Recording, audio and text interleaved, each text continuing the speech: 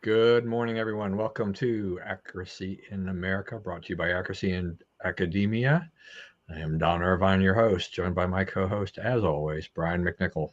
Hello, deplorables, dregs, despicables, chumps. It's 2 weeks in a row. Chumps, Neanderthals, semi-fascists, and of course those dog-faced bony soldiers. That's because you're a sports guy.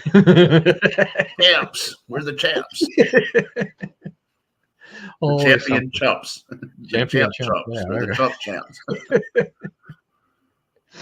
All right. Well, the weather's not too bad. It was a little rainy this morning, but It's no winter snow. weather. It's really typical gray, wet, unpleasant. you know. I mean, it's not terrible. It's not forbidding. You can go out if you need to go out, but it's not fun. I can hardly wait for it to get a little warmer. I don't want to, the age where I don't want to wish any of my life away either. So, hold on Yeah, every day. that's right. All right, I do need. I'll tell you a little story though. It was kind of I have all this interaction with the our missionaries, right?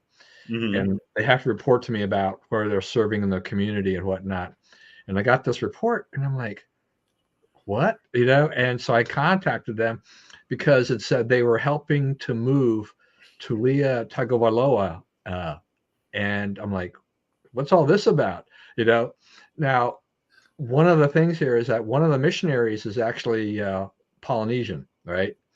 And so Okay. I had to dig deeper in there, and he said apparently the other missionaries who were assigned to that College Park area, they asked him, it says, do you want to help this guy move? And he's like, yeah, I'm always down to help a poly brother. And so apparently, I mean, he gave him lots of food and he gave him a bunch of Maryland swag, which apparently he's going to gift some of that down to me. Oh, So wow. Check it out. yeah, well, From the quarterback himself. Yeah. well, yeah. I mean, he's going into the draft, right? So Is he going to the draft or is he going or did he trying to play train? another year at Is it go college to the somewhere? portal? He Yeah, might be in the portal. this portal thing has got me. It's like some they enter the port, some enter the portal, then they leave the portal, some decide to declare to the draft. It's such a circus right now. Yeah, it really is. Trying to keep track of all that. The thing about too is that I can only imagine this young missionary probably had a lot of fun, not only because they share a Polynesian background, but this kid before he came on his mission was actually signed to play for Mike Leach. Oh, wow.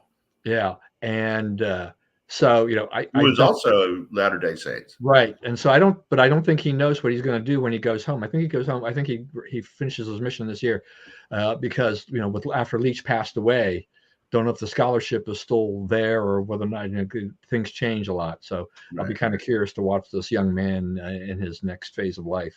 But kind of an interesting little thing that I thought I'd just throw that at the beginning. What the heck, Yeah, right? that's a good one. I mean, I just see this. I'm like, what the heck? Because I'm thinking like, I bet you those sister missionaries probably really had no clue what was going on. And these Yeah. like, Who is this guy? he's, Why do we he's like like him? I guess he's a football player, but kind of kind of maybe we get some of that Taylor Swift phenomenon, with young girls who's like all of a sudden they love the NFL, right? I want to tell you something. So at practice the other night, 6th-grade girls, right, that I coach, they like as soon as they come in the gym, like 5 of them run up to me and say, who do you like in the Super Bowl? Who do you think's going to win? And I said, well, I think that San Francisco is just somehow anointed, right? Like whatever they need, they somehow find a way to do. And so I think it's them. And they're like, well, we're for the Chiefs, but we don't want to see Taylor Swift on TV anymore. It's football. It's not a fashion show. And I'm like, what? And they're all like, yeah, no more Taylor Swift on TV, ruining football.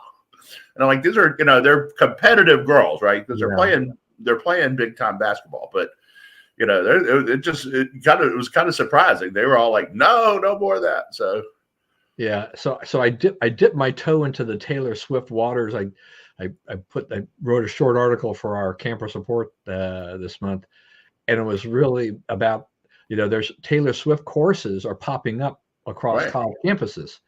And it's hard to find all of them, but there was some information on some of them.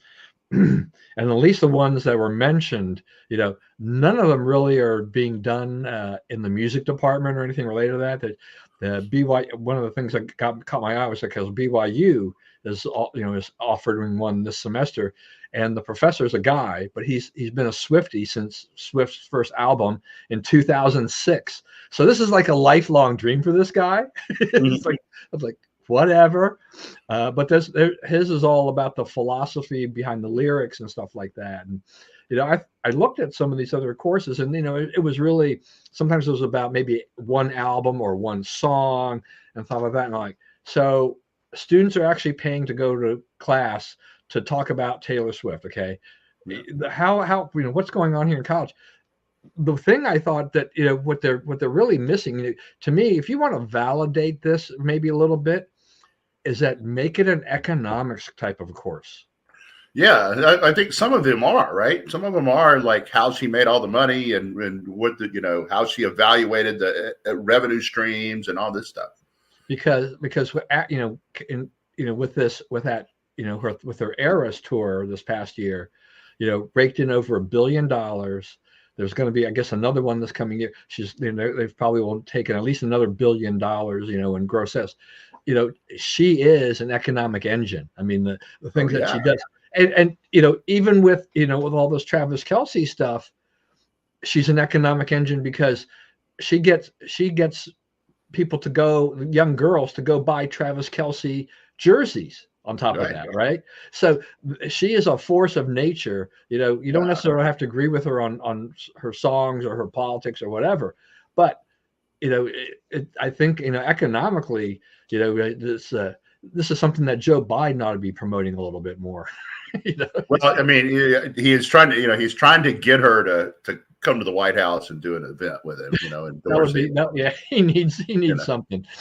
Anyway, right. But let me say, I'm going to say this about that before there's a lot of traffic on the internet about right wingers are freaking out about Taylor Swift. There's no reason to freak out about Taylor Swift. She's very talented. The people who love her really love her. She's made a ton of money. She's done it in a lot of interesting ways. It's not, you can't just pigeonhole her as any one thing. She's learned to adapt and come up with new ways in it. And yeah, she's sounded up voters, but I've been a Grateful Dead fan for 40 years, right? And Grateful Dead signs up voters too. And they're not aiming to fill out the ranks of Republican voters. Although Grateful Dead's appeal was always, hey, you want to have a say in how this is going to go, you need to go vote. Right? It's very nonpartisan language that they used. Right now, being the Grateful Dead, you can kind of assume how they want it to go. But so NPR reported last week that they actually have added to the voter rolls about 9,000 voters as a result of her having the voter, because people go, they're too young, they don't live in that place, right?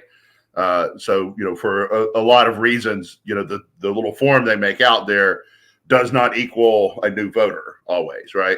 So, but they're about 9,000 have added, and since she's been doing this, Trump's position vis-a-vis Biden on the young people, the under 30 vote, has done nothing but improve. So it is quite possible that she is signing up Trump voters without realizing it. But 9,000 is a drop in the bucket. Yeah. Anyway, so is it people can sign up voters. You don't like it, it's like when we were talking about. Scott Pressler is saying, let's follow the gun shows. Anything that has to do with guns, we should be out signing up voters. He said there's 80,000 unregistered hunters in Wisconsin. Wisconsin was like 16,000 votes last time. You sign up those 80,000 people. They won't all be Republican voters, right? Some will be Democrats, but that figures to be an edge for Republicans, just as not all hers, work out to be voting for the people she wants either. So just take a deep breath. It's the most interesting story in the NFL in decades, right?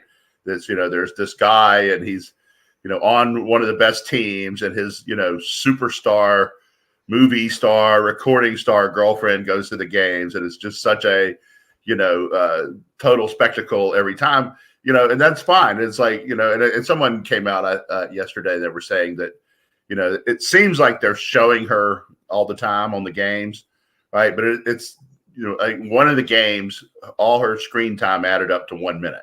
All the rest of them is like 25 seconds, 35 seconds. That may be, 12 times they show her for 2 seconds, right? So you see her 12 times, but it's not for long, right? They just flash and she's doing her thing and they go back to showing football, right? So, big deep breath, America. It's okay that a football player is dating a big star, and, it kind of makes it more interesting than it was. We're fine. She can sign up voters. This is a hearts and minds contest. And if she's going out and, getting hearts and minds to her side, our remedy is to go get them to our side. Yeah. I mean, that's an interesting point about the kind of the makeup of her audience, in the sense of, because so many people travel to a Taylor Swift concert, it can even price out the locals in a lot of cases. So you're not going to have as many locals. A lot of them are going to be in that teen year. They're going to be too young to sign up. So her impact on voter registration is, minimal. It's not really the right place to market for that overall.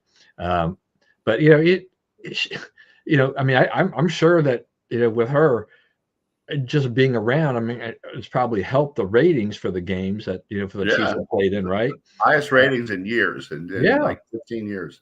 Yeah. And for all the playoffs, not just for the Chiefs, but for all the playoffs. Yeah. And it's a positive thing. I mean, I gave up watching NFL football after Colin Kaepernick. So I haven't watched an NFL game in like 7 years now. But they have now more than recovered from all those missteps, I think, from that. And Taylor Swift, for all the criticism that conservatives give her, she at least publicly, what gets reported a lot, is just her generosity. How she has given lots of money to lots of different people when she hears about their plight. And I think there was a story out of Baltimore where she even, she tipped a lot of the workers over there like $100 that were, over there, just whipped out an envelope and handed people $100 that had been working the suite and stuff like that. So, she didn't have to do any of that, because a lot of these superstars, they're just all about themselves. She also hits the food bank everywhere she goes, gives them money. She's raised a lot of money for other causes and stuff, and she's very generous with the people who work for her and so forth. So she seems to. I don't know if you've seen this video of her talking to her dad about whether to endorse, how involved to be in politics, and her dad is like, you're going to turn off some fans, right? You're going to turn off some people who like you, and you may want to think about all that. And she's like, this is important to me. And it's like, it's interesting, like listening to them, but she's very much still, daddy's girl, asking for advice and, trying to square what he says with what she wants to do. Like, your kids that age do, right? It's the same kind of situation. Yeah. So, it's more, so more power to her. I mean, the Super Bowl ratings could be even more through the roof. With Taylor around. That's right. Never know. Get her involved in that halftime show. Come down and sing one for us, Yeah, that would be bonkers. So, well, we can end the show right here, because since I've learned so much that you are a deadhead, that's all I need to know for the day. My nugget of the day. There you go. I will admit, I think somewhere on the shelf over there, not too far away from me, I may have a CD or two of Taylor Swift that I bought. But I don't actually listen to music anymore unless my wife plays music. And all she plays in the car is Bill Withers, Boss Skaggs, Earth, Wind and Fire, stuff like this. Okay. Like, brings me back a lot of memories and stuff like that. But yeah, I've got a lot of CDs that, I put on iTunes and all that stuff years ago. But I spend all my time listening to podcasts, and I don't listen to music unless something happens to pop up. So, more power to those that can make money and have got the talent to do that. All right. So I did want to get to this whole, we got this whole thing with this, UN relief agency. The story came out that potentially linking, I guess it was from Israel, that linking some of the workers to cooperating, helping plan the attacks on October 7th. This has really, I think, spun them into a real big problem, because a lot of other countries have said, we're pausing our payments, we're pausing our help right there, right? That's So right. what's going on? They fired them all. So, they're telling you, yeah, you're probably right that they were involved in this, so, they know they did it, but, this is how the UN operates. They get away, with whatever they can get away with. I mean, if you call them out, oh yeah, that's terrible. How did that happen? How did those people slip into the system? Okay, whatever, they didn't slip into the system. We all know how they got in the system, but, that's the way they are. They don't, their response has been, if you do that, it'll hurt Gaza. And it's like, well, that's not really the primary concern here, is avoiding hurting Gaza. So, Australia is out now. I think we're out of, that's another blood of the UN. And it's like, we used to think, you would hear, I mean, I've been doing this 30 years now, and, people have been talking about killing the UN the entire time, or pulling the US out of it, or kicking it out of New York, or whatever. Right. And so you never really see the momentum to do it. Right. But there's something like this, is a big chip in that armor. Right. Is like when you go to defend the UN and say that we should continue to be a quarter of its operating budget, right, that comes out of our taxpayer funds. People are looking at it and saying, okay, well, they're fighting against our allies, right? They are attacking our allies. And, the Biden administration, it's a little iffy whether they consider Israel an ally, but you can't really tell that for sure, the way they act about Iran and so many other matters.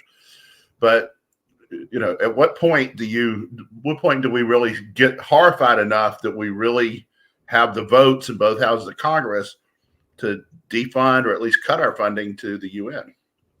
Yeah, I mean, this would be a great case to, if Republicans could gain, firm control of the House and the Senate and the White House, then, maybe this time around, something could happen. But, they have a big hill to climb to get enough control over the Senate, I think, to make a difference there. But maybe in maybe by the next election cycle, maybe something can happen here. But especially if it's completely proven, that this has been the case. I mean, firing the workers definitely, is a signal to something.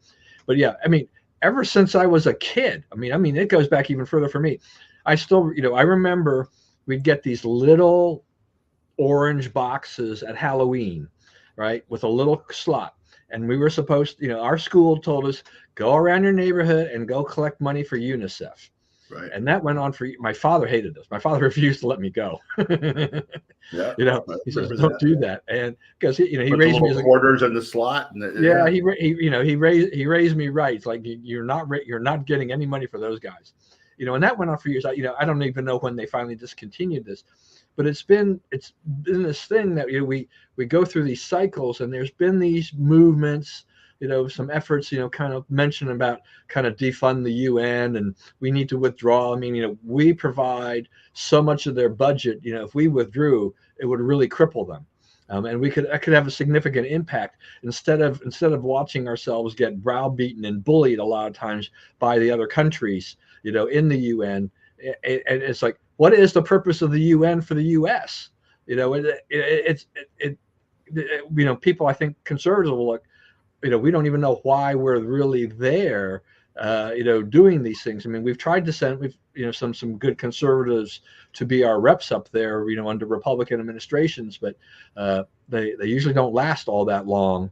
And it's a tough go. Yeah. It's one of those things that someday, maybe, I don't think it's going to happen in my lifetime now, but maybe they can finally get some decent momentum to start, not putting so much money into them. I mean, if you start pulling back the funds, you will start having an impact on them, because it's like everything else in this world. When you start withdrawing your financial support, it speaks volumes. I mean, we saw that on college campuses. All those liberal billionaires and things like that about all this anti-Semitism, they started rallying the case and saying, we're going to pull our funding. We're not going to, we're not going to donate anymore. We're going to resign from boards. It woke a lot of those schools up in terms of their operation. I guarantee you, Harvard's got a new look on it now. Harvard is still got. They're not out of the woods yet, but they're they're paying a price. There was an article too. I think Cornell is now also a target there too. So this is an ongoing thing. People think that this is faded to the background. There's still more to go on this. It hasn't ended yet, because the left is still the left, and they're still active, and they're still demonstrating. That's right. So we have all of those things. So we'll have to kind of wait and see how it goes. Now, the other story that I really want to talk about today too, get your take on, is this drone strike that killed 3 of our service members and injured another 30 or so. What happened here? What is the Biden administration doing? And who's to blame? I mean, well, some of the blame, unfortunately, is us, because we mistook an enemy drone for a U.S. drone. So we didn't put up our defenses against it because we thought it was one of ours. So we made a big oopsie there. Apparently, Biden has still not contacted the families of the people who were killed. 3 Black people from Georgia. Maybe that's not where he sees himself. I mean, that's part of the reason he's behind in Georgia now. But obviously, so what's happening now, though, is, these attacks are being launched from Iran. So it's one thing you can, your surrogates give you a veneer of deniability, right? We didn't do that. We didn't tell Hamas to do that on October 7th. We gave them the money and trained them and made the plan, but we're not the ones who pushed the button there, right? But this is directly from their territory. So, this merits a response. And they say, if you do anything, then we'll fight back. Okay, well, that's what war is. We do something to you, you do something to us. That's how it kind of goes. But the fact is, we're in a war with Iran. Okay. And what's doubly galling about that is, Trump had this set up where he had the Abraham Accords, which I guess he's been renominated for the Nobel Prize now for that, which is, kind of interesting. But he had the Saudis and the Jews and all the Arab states, because they generally do what the Saudis say, aligned against Iran. They were squeezing Iran's assets, all that kind of stuff, breaking them, not letting them take part in the international energy market, right? So Biden comes in, frees their U.S. assets, writes them a big check, undoes the sanctions against them, lets them sell oil all over the world, however much they want, reduces our oil production so that, there'll be more market for Iranian oil. I mean, really could have done a whole lot more to help them. Angered the Saudis, tore up the Abraham Accords. And now, in other words, Trump was running it against Iran. Biden ran it for Iran. So which one of them did they attack? Biden, the one who ostensibly is on their side, right? The way to handle the Iranians is what Trump did. Like, give them no choice but to comply and to stay out of mischief, right? Because if you don't, then they're gonna do mischief. They see us as weak. They see the approach that Biden's taking now as weak, and that it's malleable, and that we're not really going to fight for what we were fighting for. And so they're going to keep pressing. They're going to keep doing the things they want to do. All right. Yeah, I mean, it's not even clear. I mean, I guess we keep hearing, Biden has made a decision as to what he's going to do, but we haven't heard that. You did mention that, there's, as far as we know, he hasn't contacted the families of the dead service members, which is really kind of unconscionable. I don't care. 3, right? It's not like it's 400. Right. And right. And I don't care if you're a Republican or Democrat as a president or whatever. The president, something like this happens, you need to make some kind of effort. You need to do something, and all of that. And I don't know what's going on, in Biden's head with all of this. But that's in any degree what's going on in his head at all. Well, and this I think this underscores part of the problem here is that this is a crisis. I mean, we've lost 3 service members. We've had dozens that are injured, and We're we don't. getting attacked by a foreign Yeah, country, and we don't have an immediate response. We don't seem to have a right? plan in place, and there's a lot of muddling going on. It's like you're the commander in chief. You're supposed to have this military team. We're supposed to be the best in the world theoretically. But what is going on there that you're not? You've let Iran do this. And plus those and those stories about how they tipped Iran off in the past.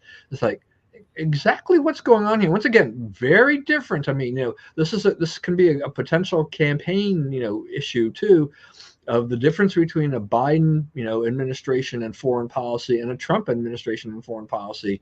And I am hearing more from people about things that are going on over the world that this probably would not have happened if Trump had been in office. And I think That's right. we've been preaching that for a long time, right? Right. That every time stuff happens overseas, that this is a direct result of who we have in the White House now versus who we had in the White House, between 2016 and 2020. Right.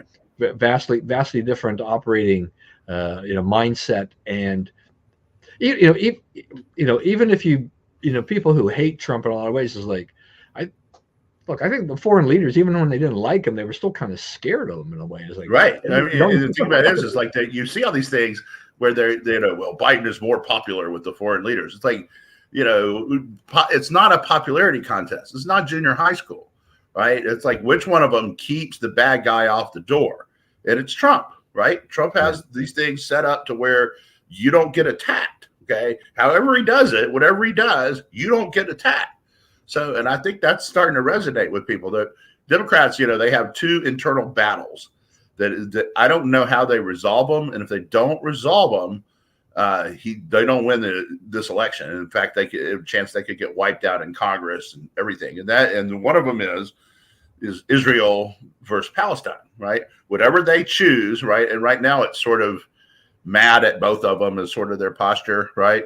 And Biden is trying to get rid of Netanyahu, or failing that, force him to accept a ceasefire, because a ceasefire has been proposed if the Palestinians return all the hostages. Israel will give them a few weeks off from bombing, right? So they may not even start back. If no more trouble comes across the border, they wouldn't even be inclined to start back. But what happens is, the goal of the people attacking Israel is not, independence. It's not like we were trying to throw off the yoke of a totalitarian government. That's not what's going on here. They want to kill all the Jews and have their country, right? And so there's no negotiating stance that's going to make all this okay, right? No one's going to say, okay, yeah, if you give us $5, you can kill all our family, right? No one's going to do that. So, there's no way out of that, right? And you have, large blocks of the party, as well as a lot of the activists and so forth, that are for the other side. They're for Palestine, right? They're for the Hamas, right? They support that. So I don't know how they resolve that. The energy in the party, the AOC wing of the party, seems to be on the Hamas side. That side is unelectable in mainstream America, right?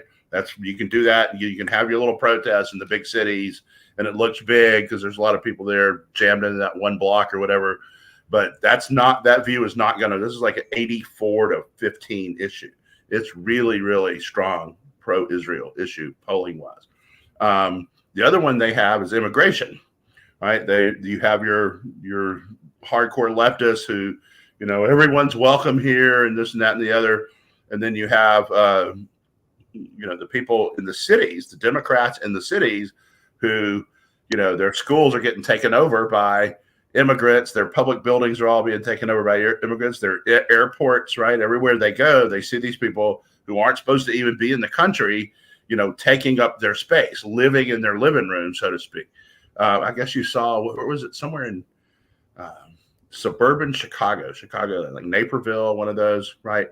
Up top, high-tone, Tony suburb of Chicago.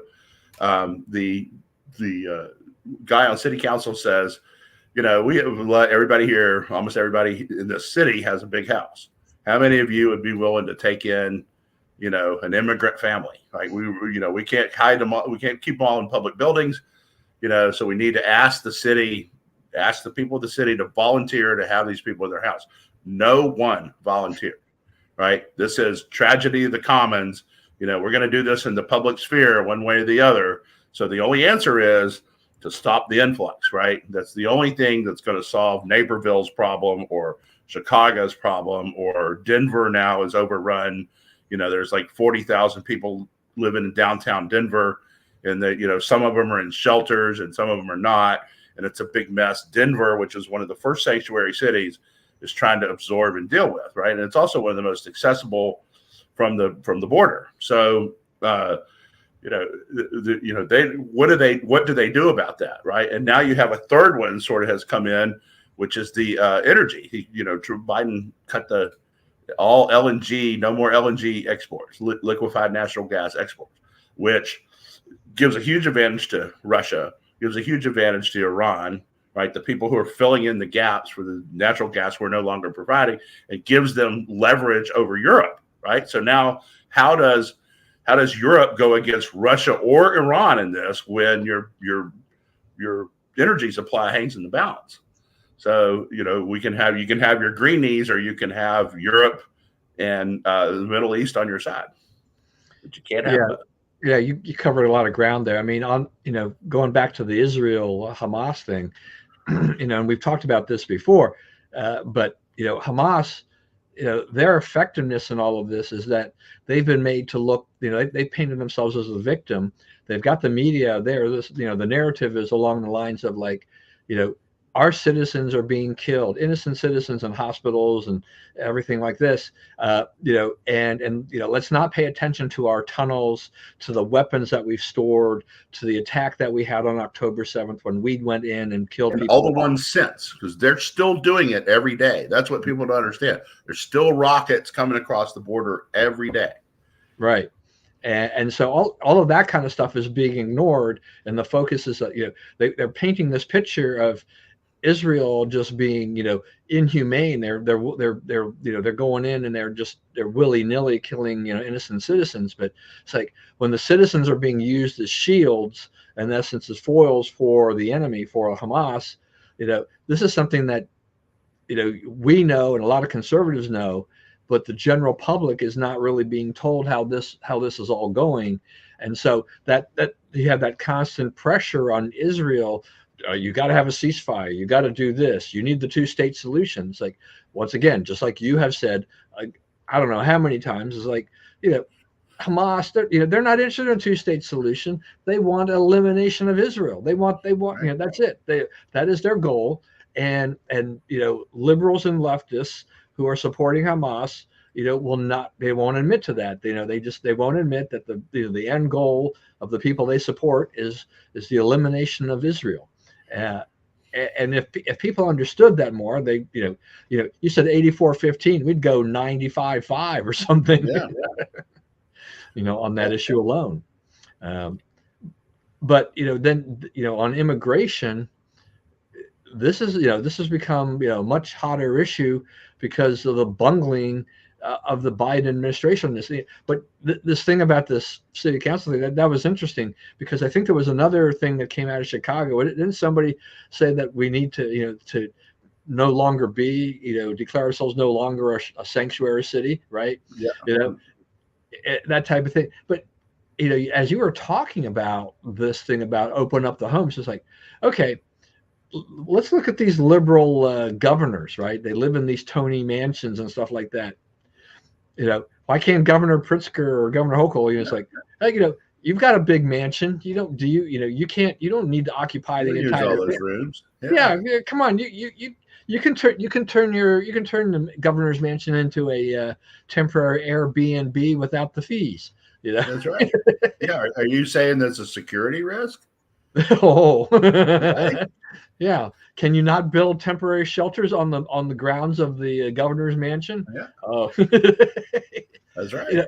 Right. I mean, this is the wealthy don't, I mean, look, and I don't look, if I had a big mansion, and all this, why would I want to take these people in? I mean, I'm not a especially since I'm not a bleeding heart liberal, but if you are a bleeding heart liberal, you're like, are you then being a hypocrite a little bit? Just like, you're Right. for kind of open borders, but here are these people need someplace to go and the city can't house them all. You've got lots of extra space. Well, or maybe real estate moguls. Don't you have some empty apartments somewhere you can stick them in or something like that? Yeah. They'll never go there. Right. They won't, there's no, that dissonance never gets brought up. Like you asked for all this, you said you wanted to be a sanctuary city. You virtue signaled on it. Okay, here's the people you're being a sanctuary to. You don't want to help them? Like, these are the ones. Like, they always say, and it's totally not true, but they always say conservatives care about babies right up to the point they're born, right? And then you're on your own.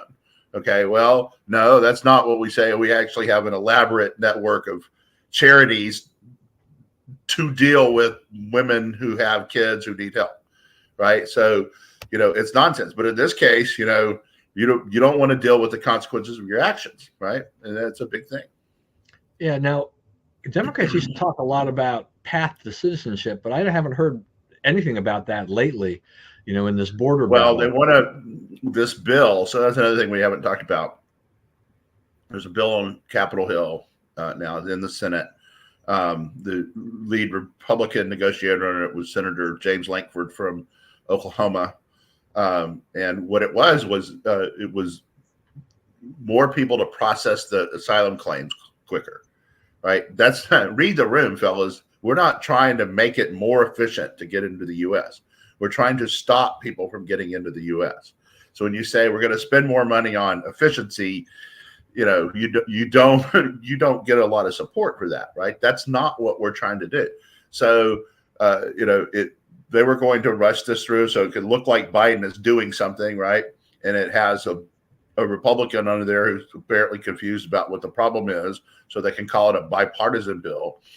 So, the House has already passed H.R. 2, which is an actual immigration bill, which actually keeps people on their side of the border and straightens up the situation. The Senate refuses to take that up, but then they demonize the House for refusing to take up the one that the House finds unacceptable. So, they'll play politics with it for a little while, and they'll move on to other stuff, and this will go on until Trump is back in the White House and fixes it.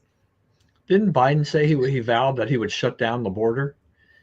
He said so. This bill has a provision in it that they made him put it in at the last minute, where if it gets to 5,000 people a day trying to cross in, then he would say, okay, that's too many. You're overwhelming the system. We'll shut the border. And he says there's so many crossing in now that if this bill makes it to his desk and he signs it, then he would shut down the border on day one, right? But I mean, I'm not believing anything that guy says. I'm not taking his word on what he will do unless he's legally compelled to do it under any circumstance. Yeah, I mean, what happens to those 5,000 people anyway? They come in. I mean, right. Why are we letting in 5,000? Why is not the answer 0 or as close to it as we can get? You know what I mean? Yeah, I mean, I don't see a vow to say I'm going to shut down the border if we get to more than 5,000 people a day, which is like not a lot of people based on how many people are crossing the border. It's like that's not the answer. And yeah, it's gone up sixfold since Biden has been in office. The number of illegals crossing in. Yeah, and I think there's still a lot of ignorance that these people that have come in, and they're supposed to report back, for a hearing. They're not reporting back. More than 90% never report back. That's why catch and release is unviable. And then what they want to do is strengthen catch and release by hiring more people to process get rid of that backlog of claims, of asylum claims. Like, no, put them back on your side of the border. You don't have an asylum claim. You know it. We know it. We know it. We know we know it. So stop all that. Yeah. I mean, it's just, I don't know. The border has been an issue for a long time, but it's really gotten to be out of hand now. I mean, their policies failed, utterly failed, right? They couldn't do it Trump's way because, hey, that was Trump's way and he's cruel and dumb and whatever. So they had to change it, and like everything they changed blew up. Right? Trump had this right. He had the Middle East right. Right? He had the energy picture right. He had Russia right. Remember, Putin took Georgia under W, Crimea under O, Ukraine under Joe. He didn't dare make a move against Trump. Right? Now, why was that? Yeah, no, I mean, and then they tell you Trump is his toady. You're like, well, if he was his toady, why did he do nothing on Trump's watch? And he felt it, he felt free to take over whatever he wanted to take over under all these other people. Yeah, I mean, all anybody has to do, because we've talked about this, as well. It's just that you look at what happened overseas during the Trump years, and it's pretty much as soon as Biden took office, within and a month later. I mean, we're coming up on the 2-year anniversary, next month, for the invasion of Ukraine, right? This whole thing, right. It didn't take very long. I mean, okay, so Biden came in 21. This is amazing. I mean, But they started moving the troops in like within 3 weeks of Biden taking office. Yeah, and almost immediate. They just planned this whole thing out so that they knew what was going on, and these countries tested Biden. They made moves that were kind of testing. If we do this, will they do anything? Okay, then we can do. Let's try this. Oh, nothing. Okay, let's try this. All right. Okay, well, looks like they're not going to do anything. Let's go ahead and invade Ukraine now. Now we got everything lined up. We can go ahead and do it, because we're not seeing any resistance on any front at all. Fly a spy museum balloon right across the country. Remember that? Oh, don't shoot it down. Yeah. No, I mean, just all the myriad of things that have gone wrong on foreign policy. Anthony Blinken, great. That's been a total waste of time. Right. One thing. Jake Sullivan, even worse. Yeah. That's when if we get nothing else out of that, let's discredit. Let's make it where those guys never work in this business again. Because man, they have been absolutely brutal. Yeah, and Mayorkas. Yeah, no, I mean, I think that's right. I mean, I think in the end, at least hopefully it comes out that no one who's held a position within, cabinet position, level position, or any position of influence in decision making in the Biden administration should ever hold a job on anywhere near that level ever again. This has been so incompetent. My favorite target is Karine Jean-Pierre. Just terrible. I mean, she there's bad information for her, but she doesn't even know how to. She can't deal with anything. I mean, the whole White House press secretary thing has been an absolute mess since Biden came into office. And I don't know how anybody in the media can say anything otherwise. About this. It's just been a complete disaster. Yeah, completely incompetent. You can tell like it's a mess every day. Yeah, I mean, so we're looking at the State Department. You look at the Transportation Secretary. You're looking at HHS. Everywhere you turn, it's like, what are these people doing here? It's like the ultimate embarrassment of political payback. Yeah, you're paying. You're sliding these people in, and if this is ever a case for the failure of DEI, diversity, equity, inclusion, I don't know what can be any. This is it. I mean, this is what this cabinet represents: is diversity, equity, and inclusion. All the administration people. That's what he's tried to develop, and they're paying a price for this. The country's paying a price for this. Dumb errors by incompetence. Yeah, that's good. Yeah, we rename it to something else, give it a new name there. Mayorkas.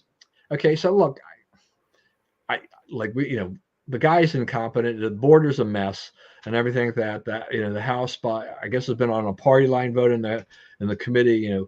Passed 2 articles of impeachment.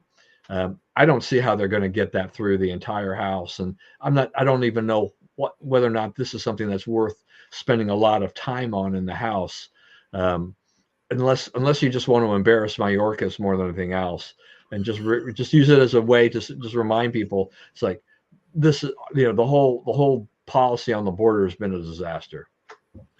Okay, so a few things on that. First of all, I think border policy is above his pay grade.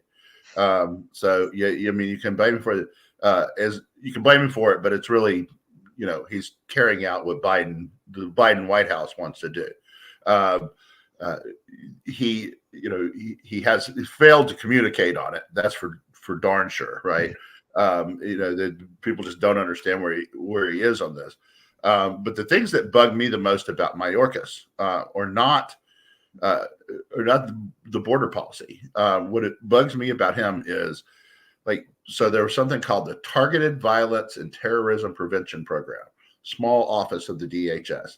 Under Obama, they were looking for terrorists. It was shortly after. Under W, it was established under W. They looked for terrorists. They did what it was supposed to do. Terrorist groups fomenting in the U.S. Obama kind of ignored it. Trump slated it for rescission, and one of the Democrats who burrowed into his administration saved it from being cut off. So then when Mayorkas came into power, he weaponized it, and he is doing things like paying contractors to write blogs criticizing conservatives. He's these news rating agencies. He's trying to get that made part of school curricula. So, there's something called NewsGuard. And so a lot of school systems have bought this thing. It's a plug-in to the school computers. And if you consult a source, right, for research or whatever, for a report, it comes up and tells you how reliable NewsGuard considers that source to be. And of course, NewsGuard is, it's run by Stephen Brill started it. So, it's run by leftists, right? So, what gets rated as reliable is leftist stuff. What gets related and rejected as unreliable is conservative stuff. So, they also have these things in there where they're trying to, they were teaching people like ops, like they, maneuver Kevin Roberts, the president of Heritage, in a picture with Nick Fuentes, right? Just try to get them where you can see them both in the picture. Look at there, he's with a racist extremist, and sort of foul the relationships between donors. Nonprofits and their donors, and nonprofits and their banks, so they cannot get banking services, and ruin their reputation. The people who publish stuff with their advertisers. So, I have all the advertisers say, I don't want to be near this. I don't want this anywhere near me, and so forth. So, that's patently un-American stuff. And, the House has defunded it over some of the stuff. And the Senate now, Josh Hawley the other day introduced legislation to defund it on the Senate side. So the program's in trouble, but it's only in trouble because, nonprofits raised these things. These guys were trying to shut out conservative information from ever reaching voters, or especially students. So, their literature literally says they're trying to inoculate students against conservative values. So, I don't want to be inoculated against my political beliefs by tax dollars, right? They're using taxpayer dollars to do this. And it's radical, and it's viciously anti-American. And it's election interference. They're not letting you see, the information you need to make choices at the polls. Yeah, it probably does go beyond that. I just think that with the narrow majority that the Republicans hold, that trying to get these articles of impeachment any further than they are, but they definitely you may get them, but you're not. You're never getting 60 votes in the Senate. Right. Yeah. And also, I question whether impeachment's the right tool here, right? Because, what's the high crime and misdemeanor? Right. Exactly. It's a policy disagree. You can say he's terrible at immigration policy. That's not really a crime. Yeah. Yeah. This is where, even with Sheila Jackson Lee on the House floor talking about, it's a revenge thing. It's like, okay, she has a point there, but on the other hand, it's like, what about those Trump impeachments? Right, exactly. That's what's funny about that. It's like, it's like, it's like pot kettle black thing. What is that? How do you go on the House floor and talk about this revenge impeachment when you've actually done two yourself? That's right. Right. That's right. So it's like, that really gets to me. Liz Cheney, Nikki Haley getting that endorsement, and it's like she endorsed Nikki. Yeah, he should have support. That's why I Things labeled it that don't matter for 100, Alex.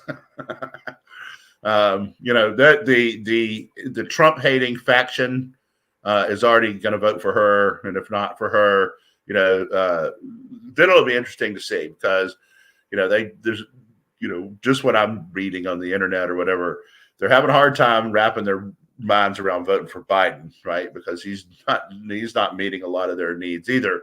So there's a lot of talk about third party, this and that, writing in these people. A lot of people still write in DeSantis.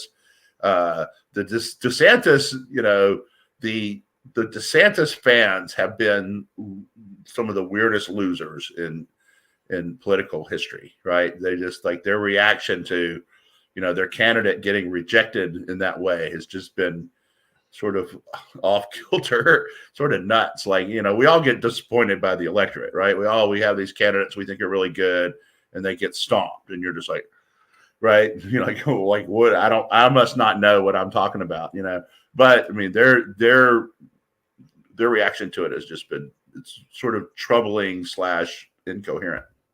Well, I mean, I go back to, I mean, I thought, Scott Walker was he was a terrific governor. And when he ran, I thought, okay, let's see what he can do. I was Right. supporting him initially, but when it came out to going on the stump and doing these things, it wasn't there. It just wasn't there.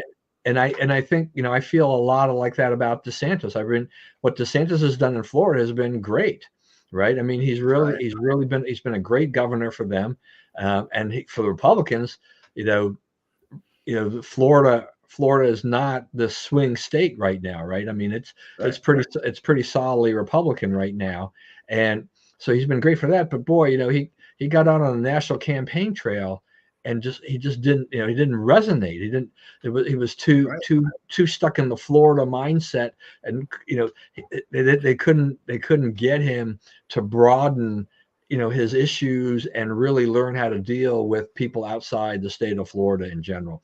And so, he's got also time. talk about, and this is something we need to think about as a party, and the other party too, frankly, is, he was the best progenitor, so to speak, of conservative ideas in the race. If you want to vote for conservative policy, the DeSantis people say, well, he was your guy, right? And there's some merit to that, right? Trump's sort of all over the board on some things, right.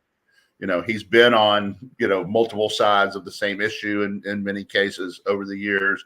And DeSantis down the line, dogmatic conservative, right?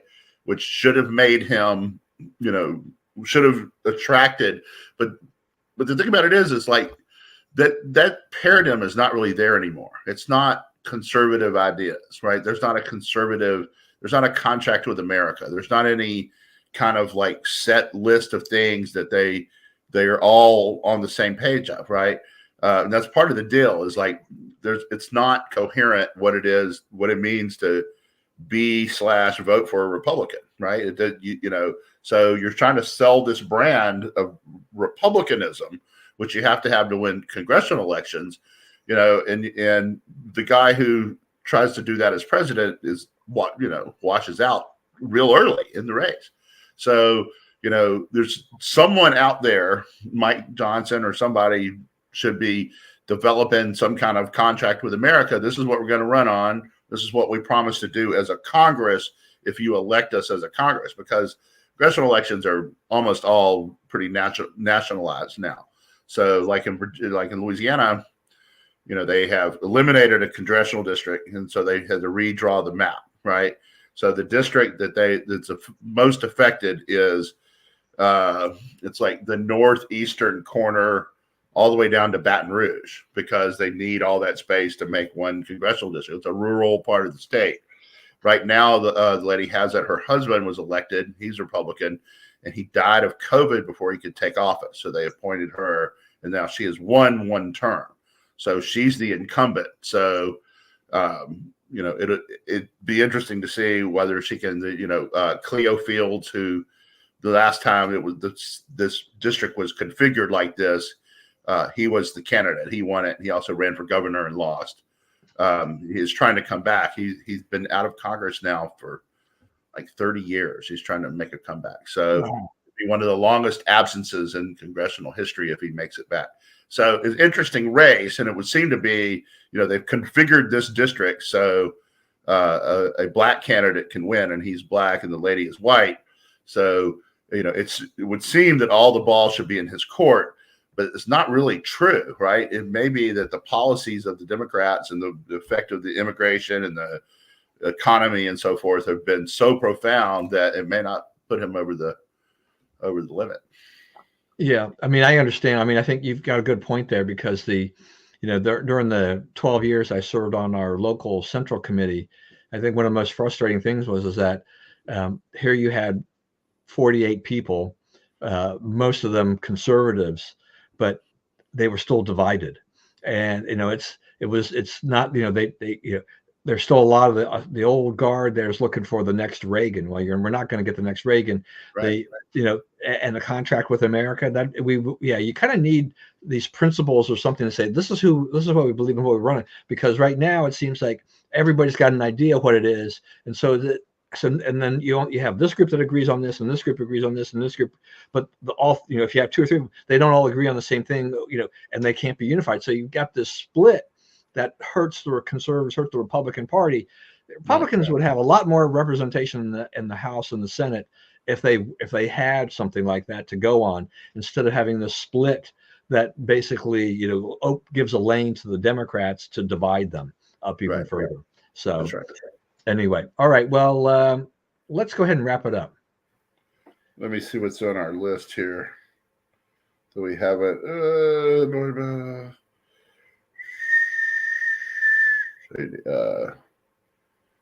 Obamacare, has become unaffordable. I love the Stacey Abrams thing. It's like, right. Yeah, that's pretty funny. She's laid off 75% of the people who worked in her fair fight thing, right? Which that tells you, though, there's no strength in their activism, right? Their activism is not. Nobody's thrilled about going out knocking doors for these guys right now, right? Yeah. There's a real opportunity here to deal a serious blow to Democrats. I have every confidence that we will squander that opportunity, but it is there. The Sotomayor says that she is frustrated and traumatized by Supreme Court losses. I don't think this has been a partisan court, right? The Republicans are frustrated with some of the verdicts as the Democrats. So, I don't know about all that. So, and I also think we're getting to the point where it's pretty straight line law, and you kind of have to do it a certain way. Yeah, I mean, I think it's I think it's a loss here and there. She's suspecting other things, but yeah, the court has not been this overly conservative court, right?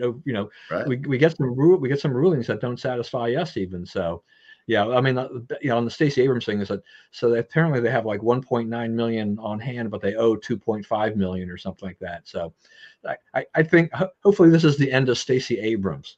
The other one is, I don't know if you saw this, the Atlanta. Okay, the prosecutor down there is, hired her boyfriend, even though he doesn't know anything about this kind of law. And so this all came to pass because he was having a noisy divorce as a result of fooling around with Fannie Willis while he was married, right? So they went and paid off the wife. And so the divorce case has been settled. And, so no one has to testify in their divorce case and whatnot. So one thing to keep an eye on is, where did that money come from? Who paid this off? Because, that's a fixer. That's somebody out there who realizes this is a problem. It's probably too late. The legislature's investigating, and it's unlikely that case ever goes forward. All right. Well, thanks everyone for joining us today. Hope you enjoyed it. As always, stay safe and stay well. Remember, we live in the greatest country in the world. Do not let anyone tell you otherwise. God bless America. We're going to be off next week, so we'll be back in 2 weeks with another edition. So we'll have plenty of news by then. All right, everyone. See you later.